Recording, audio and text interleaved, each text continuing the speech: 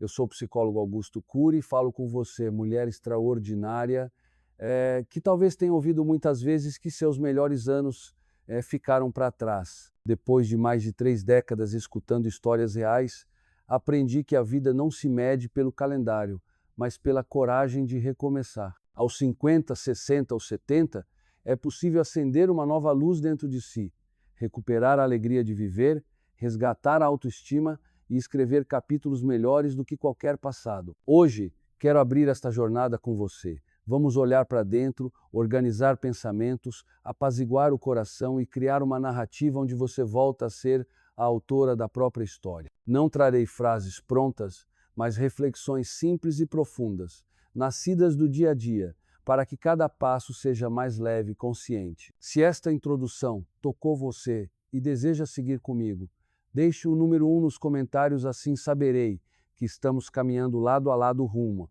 a uma vida mais plena, bonita e verdadeira. Eu sou Augusto Cury e quero começar pelo primeiro alicerce de toda a transformação, o reset emocional. Falo disso porque tantas vezes percebi em mim e nas pessoas à minha volta que não falta boa vontade, falta espaço interno. Vivemos correndo, respondendo mensagens, cumprindo prazos, colecionando tarefas, e quando finalmente chega a hora de estar com quem amamos ou simplesmente de estar conosco, a cabeça continua barulhenta. É como tentar ouvir uma voz querida dentro de uma sala cheia de ruídos. O reset emocional é o gesto simples de fechar a porta dessa sala por alguns minutos para que a presença volte a caber em nós. Eu não o vejo como uma técnica complicada. Para mim, é um cuidado básico tão natural quanto beber água. É parar, respirar com calma, sentir o ar entrando e saindo, deixar que os ombros desçam, permitir que o coração encontre um passo mais tranquilo. Nesse intervalo curto, a pressa perde o comando e a atenção retorna ao agora. Quando isso acontece, as cores parecem mais nítidas, as palavras ganham sentido e o olhar fica mais generoso. Já testemunhei conversas que seriam um conflito transformarem-se em encontro depois de um pequeno reset. A pessoa que antes chegava com cansaço estampado no rosto, após pausar um pouco, conseguiu ouvir sem interromper, responder sem ferir, acolher sem se perder. O reset não apaga problemas, mas devolve a medida certa para lidar com eles. Sem essa pausa, qualquer gota vira tempestade. Com ela, até trovoadas ficam mais compreensíveis. Eu gosto de pensar no reset como um botão de reinício do dia, mesmo que o relógio já esteja avançado. É um convite a recomeçar por dentro. Muitas vezes, durante atendimentos ou palestras, vi gente dizer: "Mas eu não tenho tempo." E eu respondo: o que você chama de falta de tempo, muitas vezes é excesso de distração. 5 minutos de silêncio valem mais do que horas de presença pela metade. Quando respiro com atenção, sinto que volto a habitar meu próprio corpo.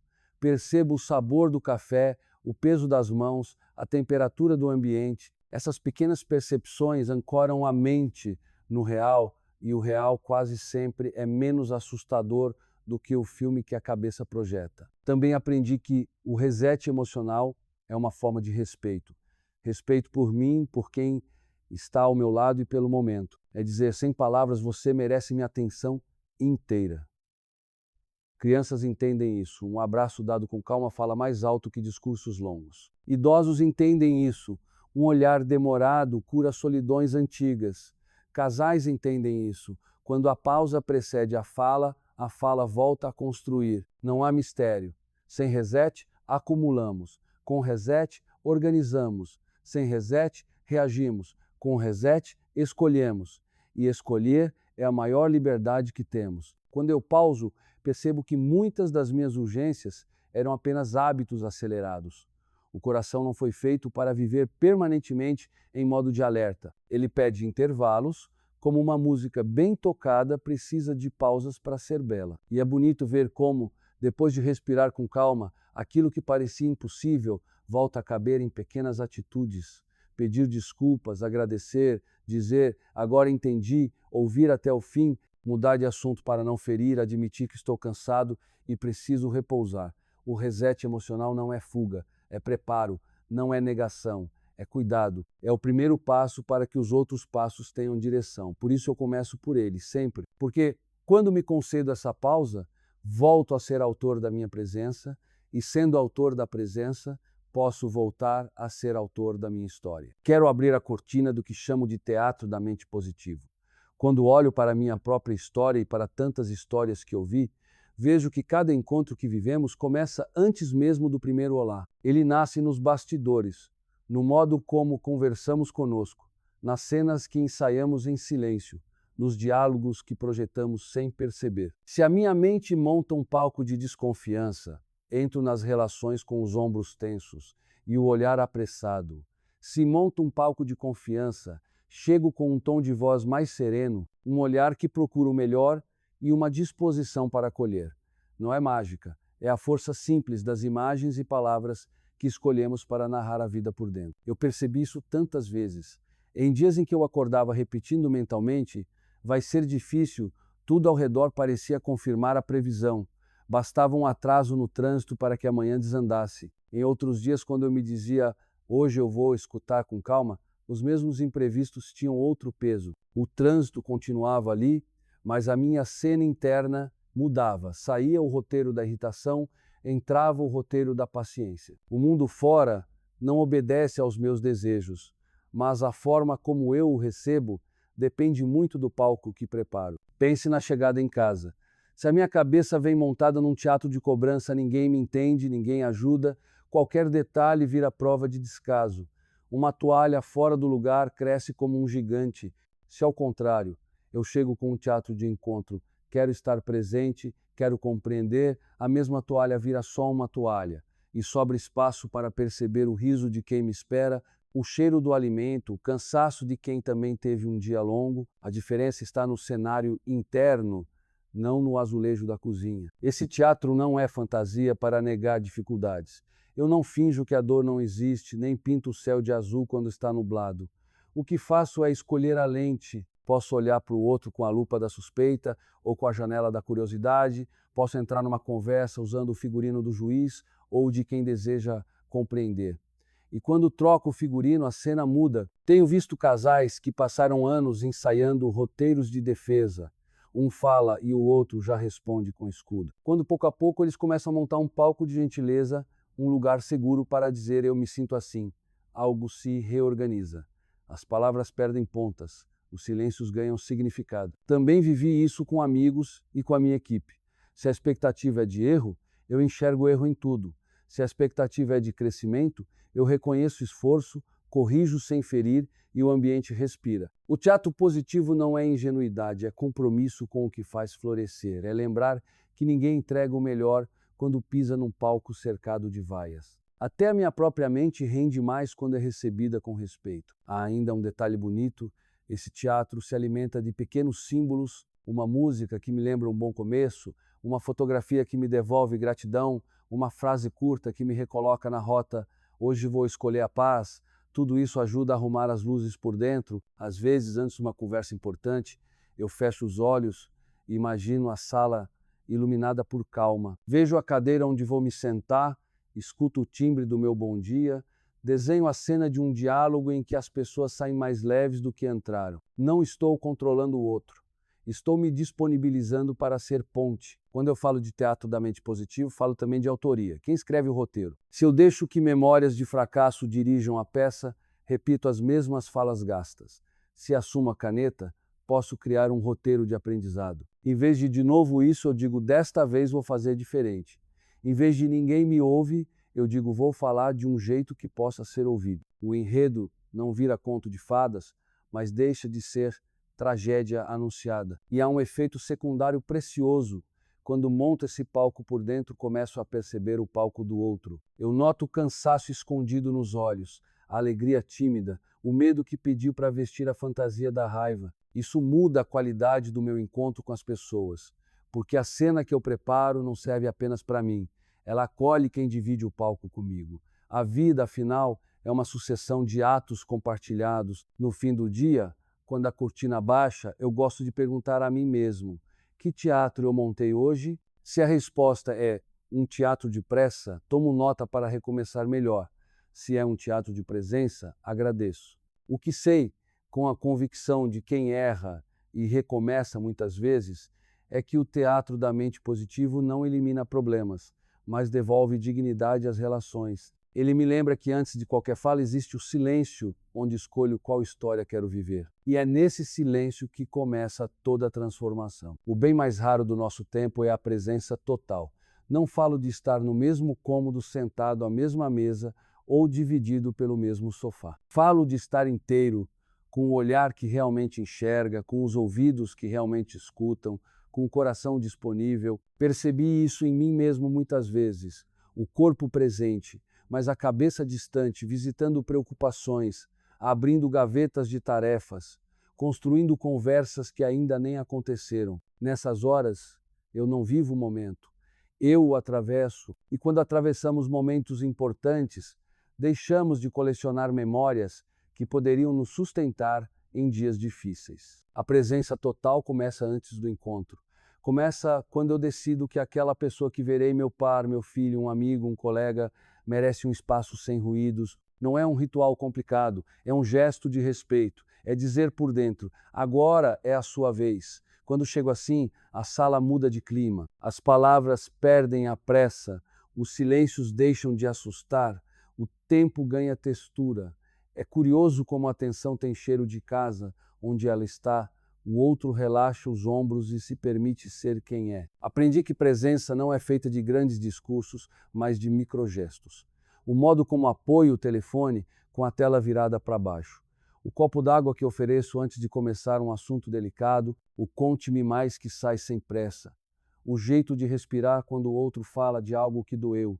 São detalhes quase invisíveis, porém decisivos. Sem eles, a conversa vira ping-pong de argumentos. Com eles, vira ponte. Vejo também que a ausência de presença cria desertos. Uma criança que mostra um desenho e encontra olhos distraídos aprende a se calar. Um parceiro que tenta falar do seu dia e recebe respostas monossilábicas vai se recolhendo, pouco a pouco. Um amigo que procura acolhimento e encontra só conselhos prontos passa a procurar refúgio em outro lugar. Não é falta de amor, é falta de atenção. E a falta de atenção repetida vai apagando o brilho da convivência. Eu já testemunhei viradas lindas quando a presença volta a morar numa casa. Casais que passaram meses batendo cabeça descobriram que, antes de acertar a pauta, precisavam ajustar o ritmo. Falar um de cada vez sem cortar, olhar nos olhos sem desviar, permitir pausas, sem medo do silêncio. Pais e filhos que viviam em guerra perceberam que a primeira trégua não veio de uma regra nova, mas de um abraço sem relógio. Equipes tensas se reorganizaram quando as reuniões deixaram de ser corridas e viraram encontros com escuta real. A presença total tem esse poder silencioso de tirar as farpas das frases. Para mim, presença é também honestidade. Quando estou cansado, eu digo. Quando preciso de um minuto para organizar a cabeça, eu peço. Quando não entendi, eu pergunto. Fingir atenção é tão desgastante quanto fingir concordância. A presença total cresce onde há verdade mansa. Posso te ouvir melhor se diminuirmos o barulho? Preciso de mais tempo para pensar? Quero entender antes de responder. São frases simples, mas que abrem espaço para que o diálogo fique de pé. Outra descoberta: presença se treina fora da conversa. Eu a exercito quando sinto de verdade o primeiro gole de café, quando caminho notando o vento no rosto, quando faço um trabalho de cada vez. Essas pequenas âncoras me devolvem ao agora e fortalecem o músculo da atenção. Quanto mais pratico no cotidiano, mais disponível fico para estar inteiro com as pessoas. É como afinar um instrumento antes do concerto. Ninguém vê o preparo, mas todo mundo percebe a diferença no som. Também aprendi a respeitar os limites da presença. Ninguém consegue estar 100% atento o tempo todo. Haverá dias de distração, cansaço, impaciência. A questão não é nunca falhar, e sim perceber rápido quando me ausento e escolher voltar. A presença é uma volta consciente ao encontro. É como dizer a mim mesmo onde eu estou agora. E, ao notar que parti e retornar com delicadeza, sem culpa, como quem retoma um livro depois de um intervalo. No fundo, presença total é um ato de amor ao instante. É reconhecer que a vida acontece neste minuto, no som dessa voz, no brilho desses olhos, na história que se revela do outro lado da mesa. Quando estou inteiro, a pessoa à minha frente floresce. E quando ela floresce, eu também me torno maior por dentro. É um ciclo bonito. A atenção que ofereço volta para mim em forma de sentido. Termino com uma imagem que me acompanha, a da sala iluminada por uma luz morna ao fim da tarde. Nessa luz não existem pressas rígidas, apenas passos que se encontram. A presença total é essa luz. Ela não muda os móveis, mas muda o ambiente. Não resolve tudo, mas torna quase tudo possível. Quando escolho estar, de verdade, eu escrevo um capítulo mais humano da minha história e ajudo quem caminha comigo a escrever o seu. Jardins não florescem por acaso. Precisam de água, luz e cuidado constante. Assim também acontece com os vínculos humanos, eles precisam de nutrição emocional para permanecer vivo. Eu a enxergo como 3 alimentos básicos do coração: reconhecimento, apreciação e entrega com presença que, quando oferecidos diariamente, transformam a convivência silenciosamente, sem discursos grandiosos, mas com efeitos profundos. Reconhecimento para mim é o ato de enxergar o outro de verdade. É quando digo sem rodeios: eu vejo você. Não é sobre aplausos nem superlativos. É sobre perceber o esforço que não aparece na fotografia. A pessoa que acordou cedo para preparar o dia da família, o colega que organizou algo nos bastidores, o amigo que ouviu quando ninguém mais tinha tempo. Já vi relações renascerem depois de uma simples frase: obrigado por aquilo que você faz todos os dias. Quando o reconhecimento entra em casa, a atmosfera muda. O que era obrigação ganha significado, o que era rotina ganha cor. Sinto isso em mim mesmo. Quando alguém reconhece meu empenho, não fico vaidoso, fico disponível, com vontade de oferecer ainda mais. A apreciação é o segundo alimento. Se o reconhecimento diz, eu vejo o que você faz, a apreciação diz, eu valorizo quem você é diferente de elogio vazio. Trata-se de olhar para qualidades que compõem a pessoa: a paciência, a gentileza, o senso de humor, a coragem discreta. Recordo um casal que me contou certa vez que retomou o bom convívio quando voltou a nomear qualidades esquecidas. Ele dizia: admiro sua calma nas tempestades. Ela respondia: gosto do seu jeito de transformar problemas em caminhos. Não havia fogos de artifício, apenas palavras simples, ditas com verdade. A apreciação faz isso. Devolve aos olhos a capacidade de enxergar o valor que a pressa ofuscou. O terceiro alimento é a entrega com presença. Eu a entendo como aquele gesto de estar inteiro quando o outro precisa. Não se trata de grandes feitos, mas de disponibilidade. É sentar-se ao lado sem olhar para o relógio. É suspender por alguns minutos o turbilhão de afazeres para ouvir uma história até o fim. É oferecer um abraço que não tem finalidade prática, além de dizer, estou aqui. A entrega com presença ensina silêncio e ensina tempo. Já acompanhei famílias em que os conflitos diminuíram, não porque as opiniões se igualaram, mas porque, antes de falar, alguém decidiu estar. Quando um está, o outro respira.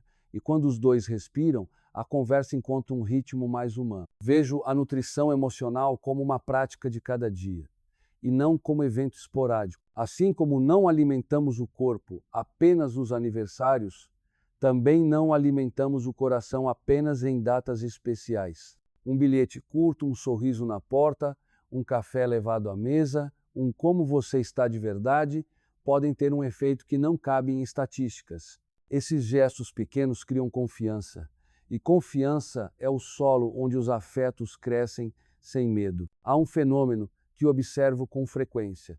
Quando a nutrição emocional falta, a carência veste disfarces. Ela pode aparecer como irritação crônica, como silêncio alongado, como indiferença.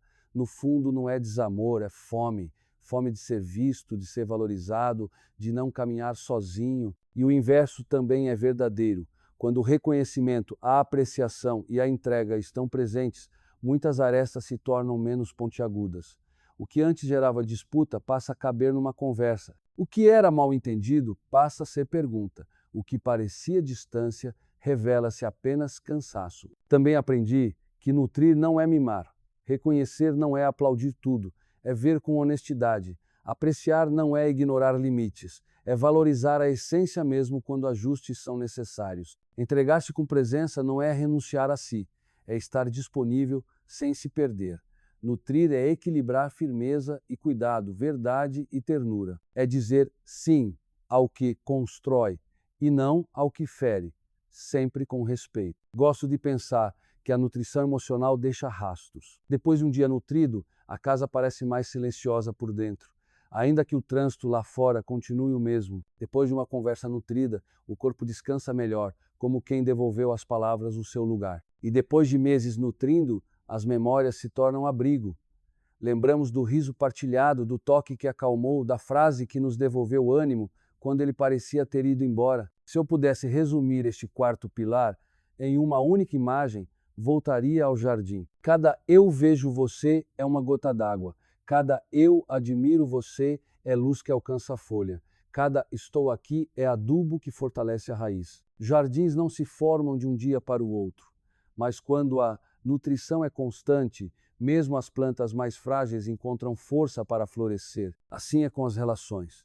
Quando recebem alimento certo, elas não apenas sobrevivem, elas florescem. E a vida ao redor floresce junto. Ao falar do quinto pilar, volto sempre a uma imagem simples. Manter o centro emocional é como segurar uma bússola no meio de um vendaval. A bússola não manda o vento parar, mas impede que eu me perca. Na vida diária, os ventos são críticas, prazos, contratempos, expectativas alheias. Quando eu me afasto do meu centro, passo a reagir à força do dia. Quando permaneço no centro, escolho a direção mesmo que o céu esteja nublado. Não se trata de frieza nem de indiferença. É o contrário. É cuidar do meu interior para poder cuidar melhor dos encontros que a vida me dá. Percebi isso em mim muitas vezes. Quando entro numa conversa com a necessidade de agradar a qualquer custo, cedo além do que posso e mais tarde fico ressentido. Quando chego com o centro alinhado, sabendo o que penso, o que sinto e o que posso oferecer, a conversa ganha clareza. Sim, deixa de ser submissão, não deixa de ser rudeza. Vira simples honestidade. A pessoa à minha frente entende melhor quando minhas palavras nascem da serenidade e não do medo. Manter o centro é lembrar que eu não sou o humor de um momento, nem a opinião do outro sobre mim. Sou mais amplo do que um erro, mais profundo do que um elogio. Quando alguém me critica, posso respirar e perguntar: o que disso é útil? O que é apenas descarga de cansaço? Esse espaço entre o que ouço e o que respondo é o território do centro. Sem ele, viro refém dos impulsos. Com ele, viro o autor das minhas escolhas. No trabalho, o centro aparece quando concilio firmeza com respeito.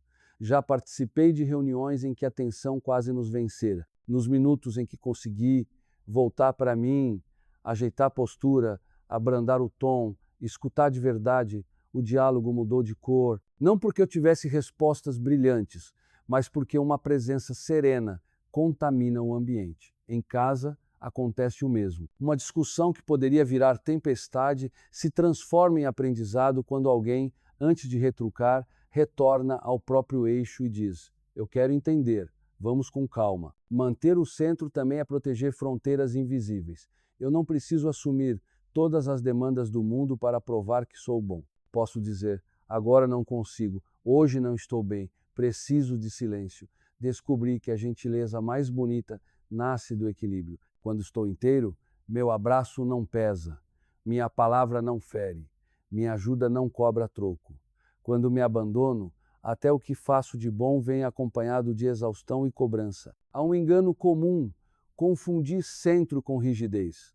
Centro não é pedra, é raiz. A pedra se impõe, a raiz sustenta e ao mesmo tempo permite flexibilidade. Gosto de pensar na árvore que balança ao vento sem quebrar. O tronco sabe onde está, os galhos dançam. Assim eu tento viver. Valores firmes, gestos maleáveis, posso rever a rota, aprender com o outro, ajustar o passo, sem trair o que considero essencial. Outra revelação importante foi perceber que o centro se alimenta de pequenas pausas.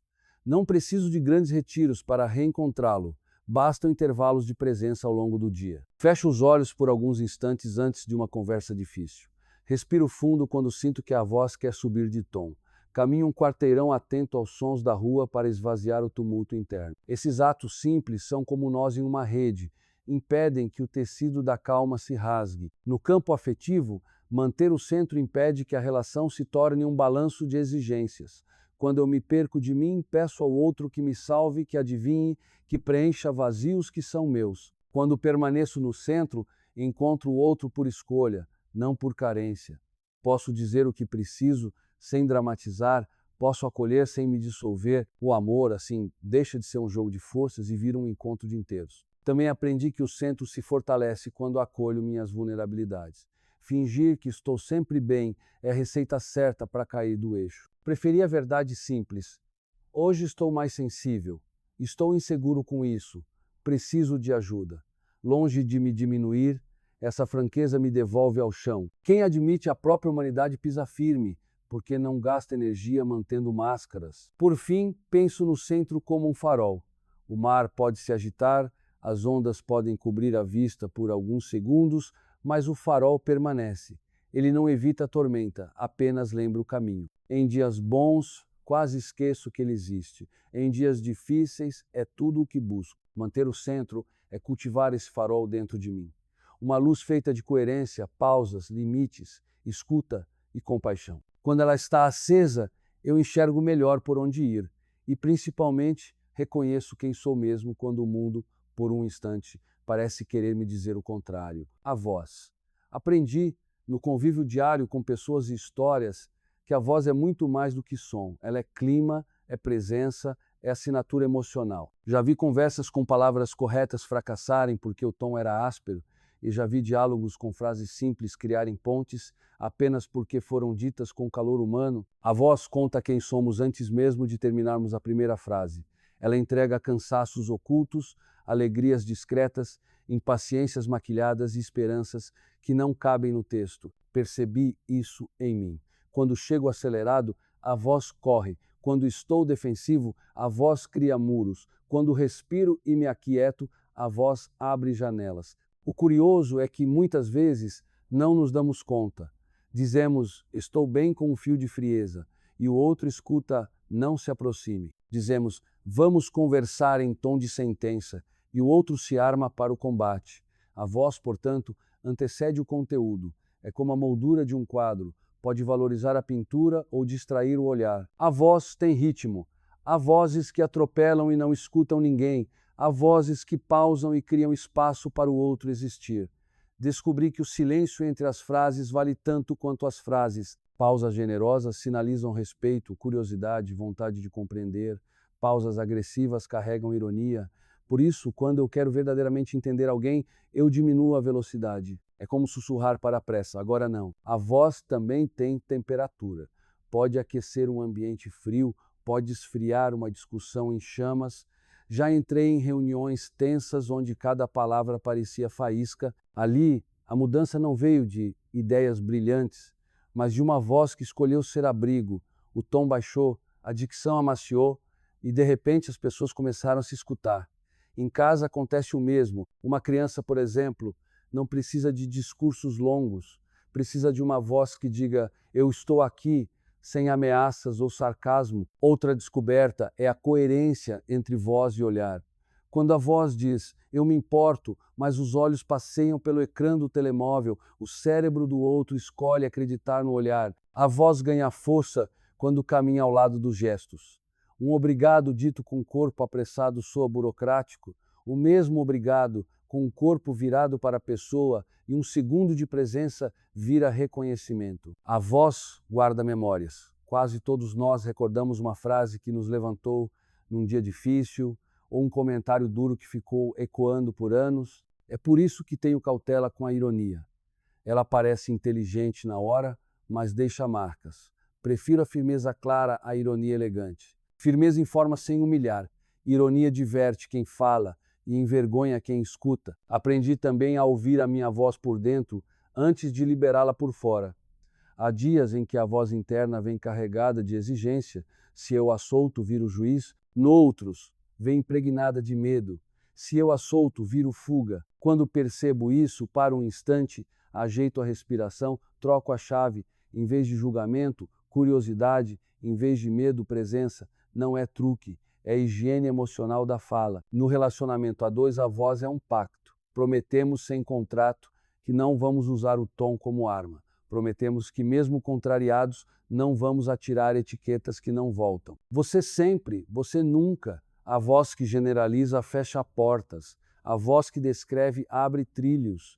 Neste momento eu senti, quando isso aconteceu, eu pensei, a primeira carimba pessoas, a segunda ilumina situações. Com a minha equipa vi como uma voz clara evita ruídos. Não é falar alto, é falar nítido. Pedidos difusos geram frustração. Instruções confusas cobram um preço alto. Quando a voz é precisa e respeitosa, os erros diminuem e a criatividade aparece. Ninguém cria sob ameaça. Todos criam melhor sob encorajamento real. A voz também sabe pedir perdão. Um desculpa sincero, dito com um tom humilde, refaz pontes que estavam prestes a cair. Curiosamente, o mesmo desculpa num tom frio vira formalidade e às vezes provoca mais distância. A diferença não está na palavra, mas na alma que a move. Por fim, vejo a voz como um instrumento que se afina todos os dias.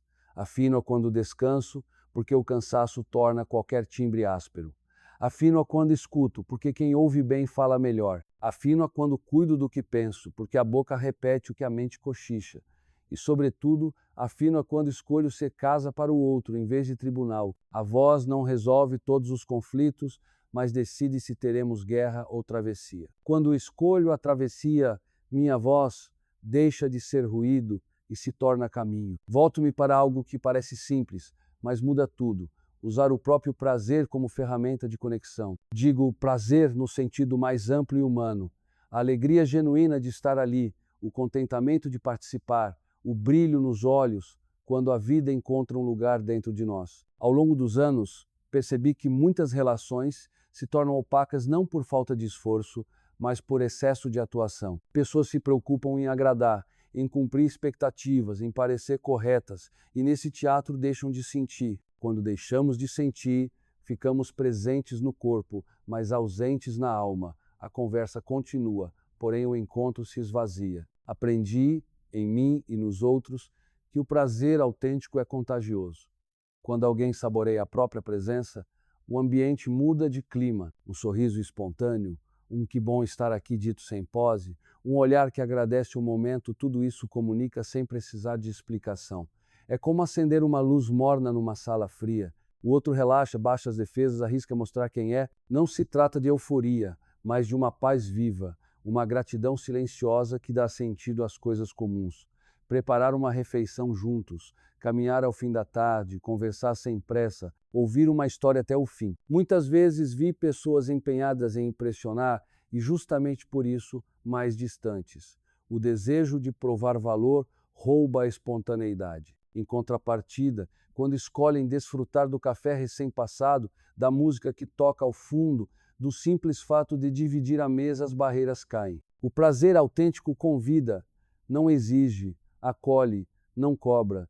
Ele diz ao outro: há espaço para você, porque há espaço em mim. Nessa hora a conversa deixa de ser troca de argumentos para virar troca de vida. É importante esclarecer.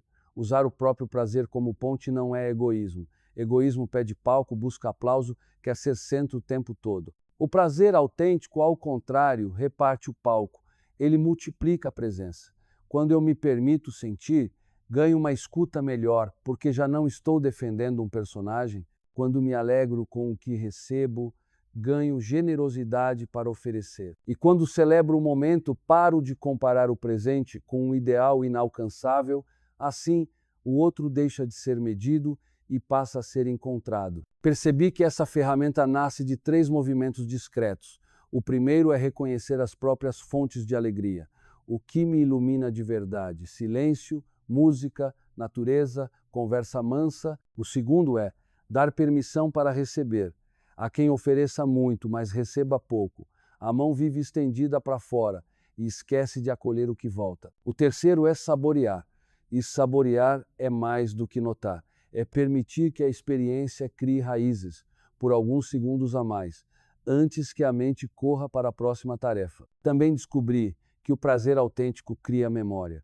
Quando desfrutamos por inteiro de um instante, ele se grava de forma mais nítida. Anos depois, lembramos do cheiro, da luz, da risada. Essas lembranças se tornam abrigo em dias nublados. A vida, no fim, é uma coleção de momentos saboreados. E momentos saboreados nascem quando alguém tem a coragem de estar inteiro e se alegrar com o simples. Há ainda um paradoxo. Quanto mais tentamos produzir o encantamento, menos ele aparece. Quanto mais nos abrimos para viver o que já está disponível, mais o encantamento se apresenta. O esforço de parecer interessante costuma endurecer o rosto. O ato de se interessar pelo que acontece aqui e agora suaviza o olhar. O primeiro quer controlar, o segundo agradecer. Em relações de parceria, amizade ou família, essa diferença é visível. O ambiente de controle pesa, o ambiente de gratidão respira. Eu gosto de observar os sinais pequenos que indicam quando o prazer autêntico chegou. O ritmo da fala diminui. O corpo encontra uma postura confortável, os ombros descem, a respiração se alonga. Ninguém anuncia, mas todos percebem. O tempo parece ganhar espaço entre um gesto e outro. Sinto que posso escolher melhor as palavras, rir sem culpa, mudar de assunto sem medo, silenciar sem que isso seja interpretado como rejeição. O encontro vira um lugar bom de ficar. No cotidiano, pratico essa forma de estar de modo simples. Olho nos olhos um segundo a mais, deixo o telefone de lado, agradeço o que recebo na hora em que recebo, nomeio o que me toca. Isto me faz bem, estou feliz por estarmos aqui. Não são fórmulas, são lembretes para não passar reto pelos instantes que me pedem presença. E o curioso é que, quando acolho o meu próprio bem-estar, encontro com mais facilidade o bem-estar do outro. A alegria deixa de ser espetáculo e vira linguagem. E, como toda boa linguagem, ela aproxima. No fim, usar o próprio prazer como ferramenta de conexão é este ato singelo. Escolher sentir para poder partilhar. É dizer sim ao momento sem exigir que ele seja perfeito. É aceitar a beleza possível de hoje e deixá-la transbordar. Quando faço isso, não ganho apenas serenidade. Ganho gente, porque pessoas se aproximam de lugares onde a vida é bem-vinda e nada dá mais boas-vindas à vida do que um coração que sabe se alegrar com o que vive. O toque consciente. Não falo de gestos grandiosos, nem de exibições afetadas, mas daquele toque simples, inteiro, que carrega a presença e diz, sem ruído, eu estou aqui. Aprendi com a vida e com as histórias que ouvi que o toque pode iluminar um dia difícil, reorganizar uma conversa, devolver chão a quem se sente à deriva. É uma espécie de carta escrita com as mãos breve, clara, inesquecível. Existe uma diferença imensa entre tocar por hábito e tocar com intenção. O toque automático cumpre protocolo. Aperto de mão distraído, abraço apressado, tapinha nas costas enquanto o olhar foge. O toque consciente, ao contrário, para o relógio por alguns segundos. As mãos chegam depois dos olhos, o corpo acompanha a alma, a respiração desacelera. Não é teatro, é verdade. E a verdade, quando encosta na pele, transfere calma, respeito, cuidado. Eu vi isso acontecer inúmeras vezes. Um pai chega em casa cansado e, antes de explicar por que o dia foi longo, segura a mão do filho por um instante. A criança não precisa de discurso, sente-se vista. Em outra cena, uma filha visita a mãe idosa e, no meio da conversa sobre remédios e contas, alisa devagar a manta sobre os joelhos dela. A casa ganha silêncio bom, a ansiedade se dissolve um pouco. Também já estive em reuniões tensas, em que as palavras começaram a ficar pontiagudas. Alguém então empurra um copo d'água em direção ao outro, toca de leve o antebraço e diz, vamos com calma. O ambiente muda de cor. O toque consciente não é invasão, é convite. Ele respeita o tempo do outro, observa sinais, percebe se há abertura. Aprende a perguntar com o corpo, posso estar aqui? Quando a resposta é sim, mesmo que silenciosa, o gesto acontece sem atropelo. E quando é não, o respeito vira o próprio toque, um cuidado que escolhe não encostar. Esse discernimento é parte essencial dessa linguagem. Há microgestos que parecem pequenos, mas são sementes de confiança. Segurar a mão durante uma notícia difícil, apoiar o ombro enquanto alguém narra uma preocupação, ajustar uma almofada quando a pessoa tenta se acomodar, acolher um choro sem tentar calar, ou apenas oferecendo braços que dizem você não está sozinho. São gestos que não resolvem problemas por si, mas devolvem coragem para enfrentá-los. Onde o toque consciente entra, a solidão perde força. Gosto de pensar que o toque também organiza memórias. Quantos de nós não guardamos a lembrança de um abraço que nos salvou em silêncio? Eu certamente guardo. Em dias duros, essa recordação funciona como abrigo. Não me lembro da frase exata que foi dita, mas lembro do peso leve de uma mão no ombro, do ritmo calmo de uma respiração próxima, do consolo que não exigiu explicações. Essas lembranças provam que o corpo tem sua própria biblioteca. No convívio a dois, o toque consciente funciona como ponte quando as palavras estão cansadas. Antes de debater, um abraço demorado, antes de justificar, um encostar de mãos, antes de pedir, um afago breve que diz: "Eu te quero bem". Não é fuga do diálogo, é preparação do terreno. Quando o corpo comunica respeito e cuidado, a conversa chega menos armada e as diferenças que não desaparecem tornam-se tratáveis. Também aprendi que o toque consciente nasce de dentro para fora. Quando eu estou em guerra comigo, meu gesto sai duro. Quando volto ao meu centro, o gesto amacia. Por isso, muitas vezes, antes de encostar no outro, eu encosto em mim, endireito a postura, respiro, deixo os ombros descerem. Só então coloco a mão sobre a mesa, palmo aberto, sinalizando calma, e se houver espaço, ofereço um abraço ou seguro a mão. Esse pequeno ritual muda a qualidade do encontro. No ambiente de trabalho, o toque consciente pode parecer deslocado, mas não precisa ser. Não falo de intimidades que o contexto não comporta, falo de cumprimentos que realmente cumprimentam, de um aperto de mão com olhos nos olhos, de um gesto discreto de apoio em momentos de tensão. Profissionalismo e humanidade não são rivais. Um ambiente que reconhece isso torna-se mais saudável e criativo. Em família, vejo o toque como um idioma que crianças falam com fluência e adultos às vezes desaprendem. Crianças pedem colo, mão, abraço, crescem e ouvimos menos pedidos explícitos, mas a necessidade permanece. Um abraço sem motivo, um carinho no cabelo, um deitar a cabeça no ombro durante um filme, tudo isso sustenta afetos que as palavras nem sempre alcançam. No fim, o toque consciente é uma ética da presença. Ele pergunta antes de afirmar, acolhe antes de argumentar, acompanha antes de consertar.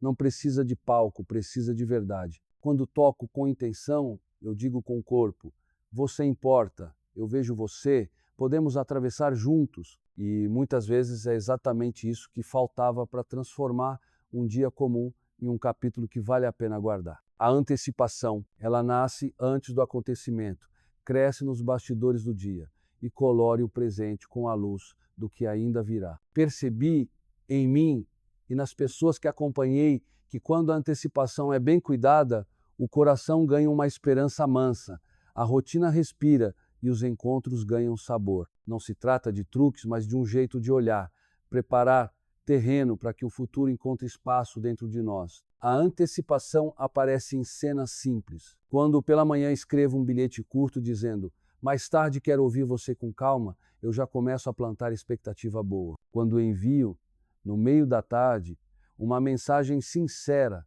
sem exagero, dizendo: estou com saudade da nossa conversa de hoje, não estou criando peso, estou acendendo uma vela contra a pressa. O dia segue com suas tarefas, mas existe um fio invisível ligando dois pontos, o agora e aquilo que queremos viver mais tarde. Esse fio por si muda o clima. Aprendi que a antecipação tem uma regra de ouro: prometer pouco e entregar bem. Quando a promessa é maior do que a entrega, nasce frustração. Quando a promessa é honesta e a entrega vem com cuidado, nasce confiança. Eu mesmo já errei ao anunciar demais. Aconteceu comigo. Planejei um encontro cheio de ideias e, por imprevistos, precisei simplificar. Naquele dia, notei que o que salvou a experiência não foi o plano, mas a verdade. Avisei antes, ajustei a rota, estive inteiro. A antecipação sem verdade vira ilusão, com verdade vira ponte. Ela também precisa de medida. Se prometo surpresas todos os dias, deixo de surpreender. Se nunca preparo nada, deixo de cuidar. Entre o excesso e a ausência existe o ponto bom. Pequenos sinais ao longo da semana, um gesto inesperado de vez em quando, um convite fora do script para quebrar a rigidez do calendário. É como tempero numa receita, um pouco realça, muito estraga. Gosto de observar como a antecipação reorganiza a mente. Quando sei que terei um momento de qualidade mais tarde, a ansiedade perde espaço. Eu trabalho melhor porque a cabeça encontra um porto à vista. E quando chega a hora, encontro outro com mais presença, já afinado pelo que imaginei. Não é fantasia, é preparação. A imaginação, nesse caso, não foge da realidade.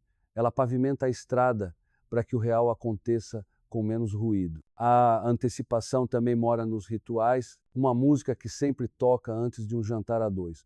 Uma luz de abajur acesa ao fim da tarde para sinalizar o dia está diminuindo, vamos nos encontrar. Uma caminhada curta depois do trabalho, sem telemóvel, só com passos e voz.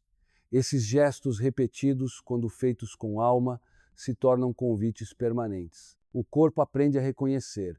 Está chegando a hora boa, mas há algo essencial. A antecipação não é controle, não é um roteiro que engessa o outro, nem um cronograma que sufoca a espontaneidade. É um convite para que o melhor do dia tenha endereço. Por isso, preciso aceitar que às vezes o inesperado virá. Uma dor de cabeça, um cansaço maior, uma notícia que muda planos.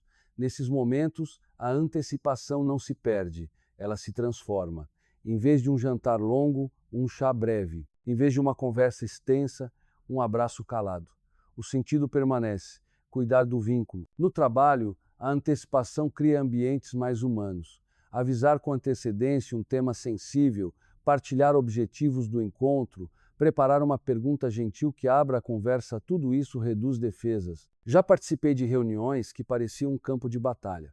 Quando um de nós decidiu enviar, no dia anterior, um resumo claro e um pedido de escuta respeitosa, a reunião mudou de cor. O assunto continuou sério, mas o clima ganhou chão. Em família, vejo a antecipação como uma casa onde o coração descansa.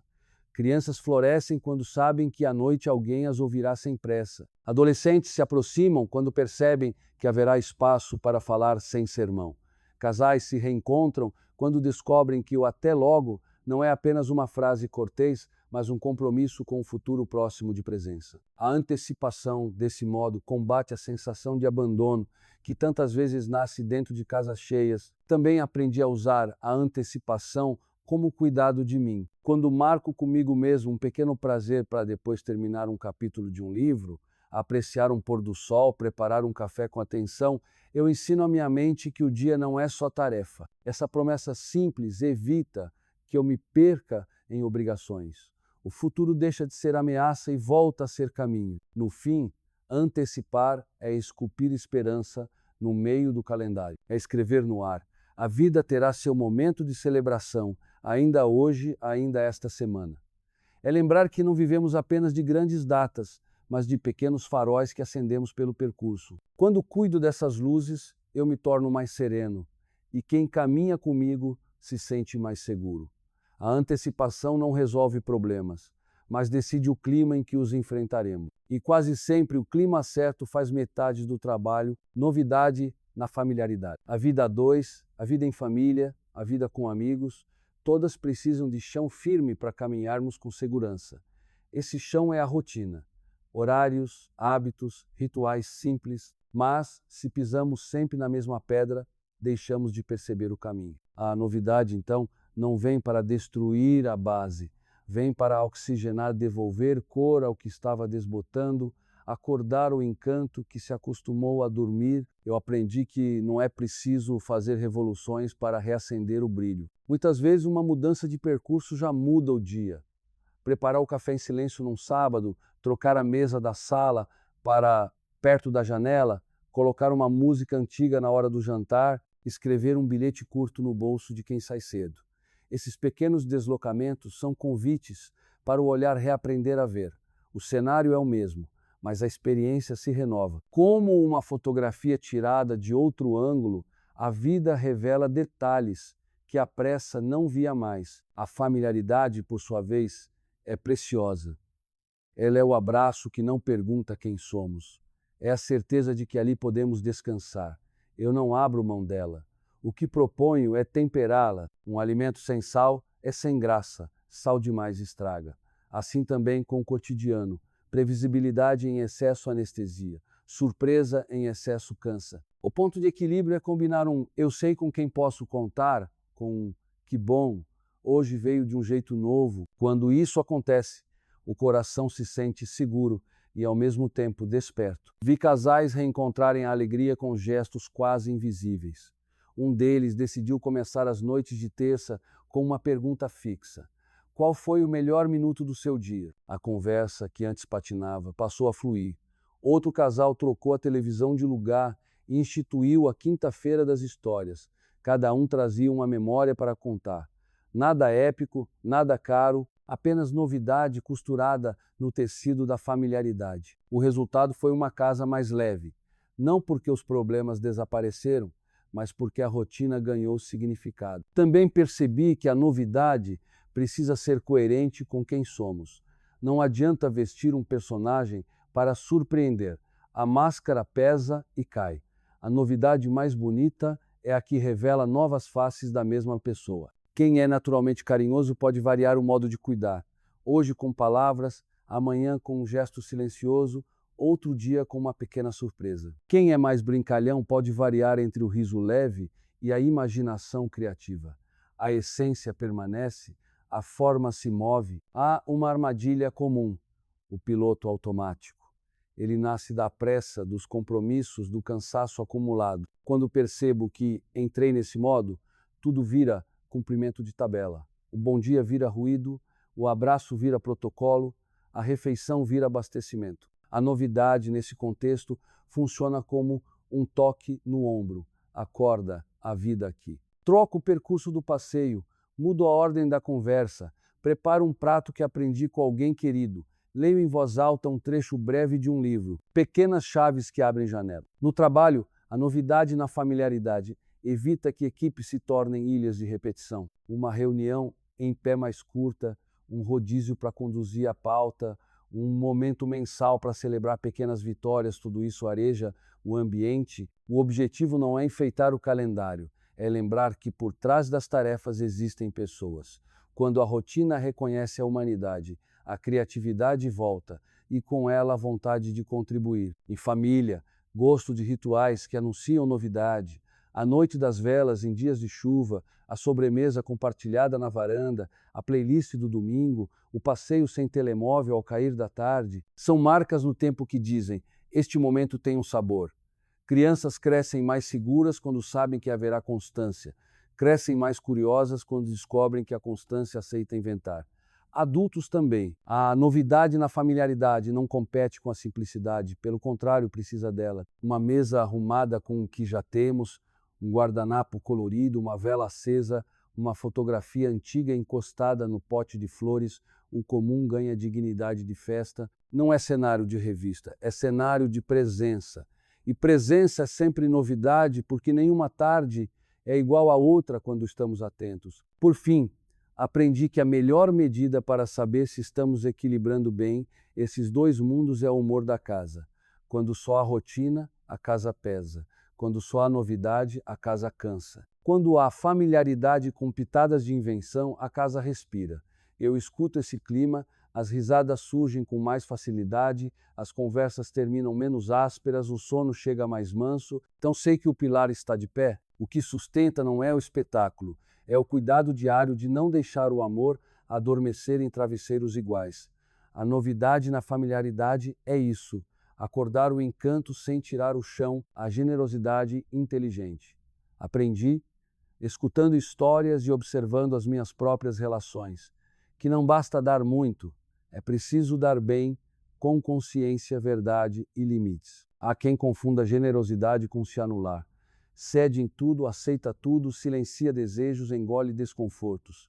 No começo parece virtude, mas com o tempo vira cansaço e ressentimento. Descobri que a generosidade que sustenta vínculos não nasce do medo de perder o outro, nasce do amor pela vida que compartilhamos, e isso inclui amor por mim mesmo, para que o gesto seja inteiro, e não uma dívida que depois cobra troco. Para mim, generosidade inteligente começa por clareza.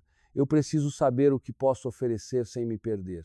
Quando entro numa conversa apenas para agradar, cedo além do que consigo e saio menor. Quando entro com o coração aberto e a coluna ereta, consigo dizer sim com alegria e não com respeito.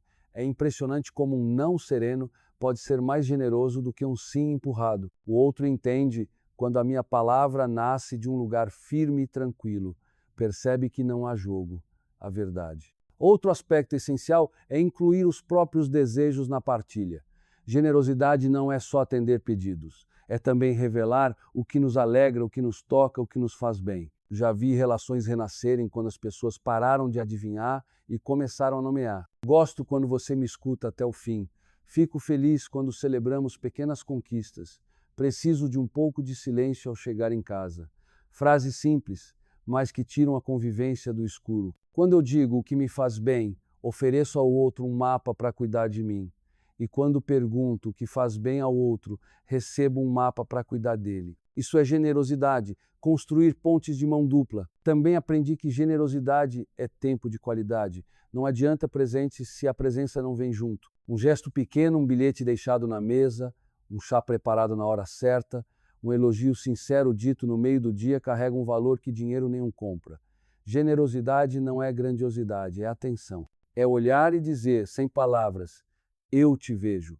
Quando isso acontece, os conflitos não somem, mas chegam mais mansos, porque existe um chão de cuidado onde as diferenças podem pisar. Há um ponto delicado. Não confundir generosidade com conserto. Às vezes, na ânsia de ajudar, atropelamos o espaço do outro, oferecemos saídas que ninguém pediu, damos lições quando só era necessário oferecer um ombro. Generosidade inteligente sabe ouvir antes de agir. Pergunta: o que você precisa de mim agora? Às vezes é uma sugestão, às vezes é silêncio, às vezes é apenas companhia.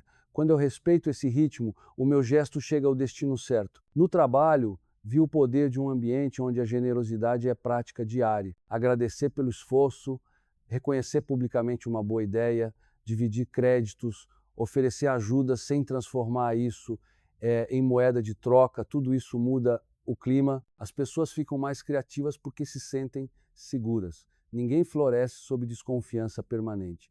Generosidade, nesse contexto, é criar um espaço de confiança, onde errar ensina e acertar é celebrado. Em casa, a generosidade inteligente mora nos rituais simples. Lavar a louça de quem cozinhou, assumir uma tarefa quando o outro está esgotado, preparar a mesa com capricho num dia comum, ouvir a mesma história mais uma vez como se fosse a primeira. Esses detalhes constroem uma memória de bondade compartilhada.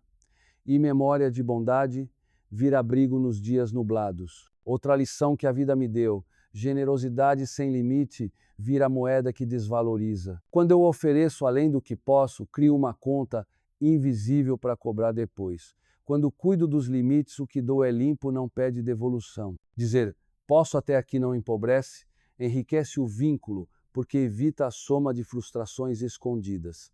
Limite bem colocado é ato de amor. A linguagem da generosidade também importa. Ironia fere, mesmo quando vem embrulhada em humor. Comparação diminui, mesmo que sem intenção. Prefiro a firmeza simples. Quando isso aconteceu, me senti assim. Posso te pedir algo? Obrigado por... Palavras claras são presentes que não precisam de manual de instruções. E quando erro no tom, porque todos erramos, um desculpa dito com humildade, é dos gestos mais generosos que conheço.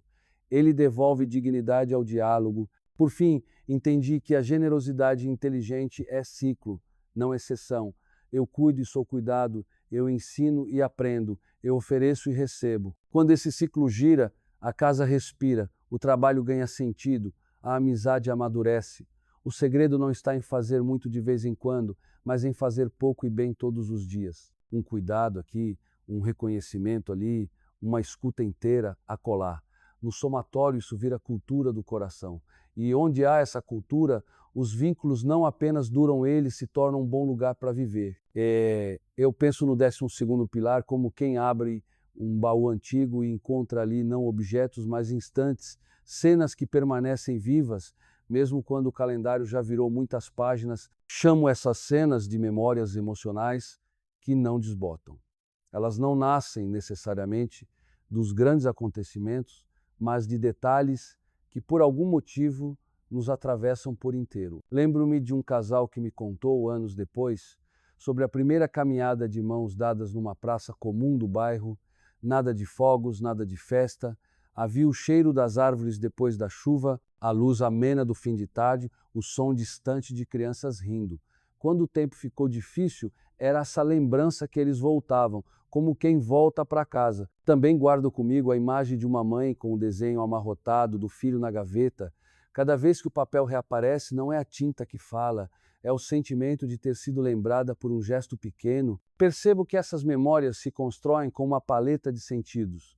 Uma música que nos devolve a adolescência, um perfume que chama de volta uma presença querida, o gosto de um prato que recria a mesa de domingos antigos. O corpo, nesses momentos, vira uma espécie de biblioteca onde o coração cataloga capítulos importantes. Quando penso nisso, entendo que o que permanece não é a fotografia perfeita, mas a presença que envolveu a cena. Quem estava ali por inteiro, como nos olhamos, o que sentimos sem precisar explicar. Em muitas histórias que ouvi, as pessoas descrevem cores, texturas, temperaturas, com nitidez de quem ainda toca o momento com a ponta dos dedos. Um homem me disse certa vez que nunca esqueceu a sensação da mão do pai segurando a sua no estádio.